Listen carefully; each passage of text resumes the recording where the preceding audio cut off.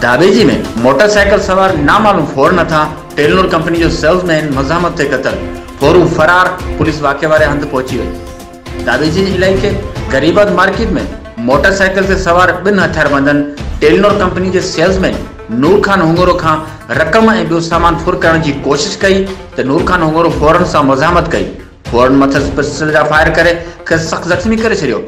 जंहिं बाद दाबेजी पुलिस ज़ख्मी के रूरल हेल्थ सेंटर घारो पहुंचायो जिते ज़ख्मी सेल्समैन ज़ख्मनि जी सट न सहंदे दम धणी हवाले कयो।